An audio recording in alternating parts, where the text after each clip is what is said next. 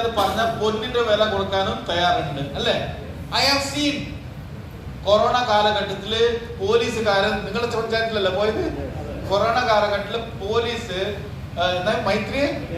Janamaithri police വീട്ടിൽ നിങ്ങൾക്ക് madam ഒരു പച്ചക്കറി വേണോ അല്ല ഗ്രോസറി വേണോ ചോദിച്ചാലോ ആ വീട്ടിലെ പെൺകുട്ടി അടിച്ച് പറഞ്ഞാൽ എനിക്ക് ക്രില്ല് വേണം, കാർഡിയോ സപ്പോർട്ട് വേണം, മൾട്ടിഗ്രെയിൻ വേണം, അങ്ങനെ ഇതൊരു പ്രോഡക്റ്റ് ഉണ്ട്, ഈ 3 പ്രോഡക്റ്റ് വേണം.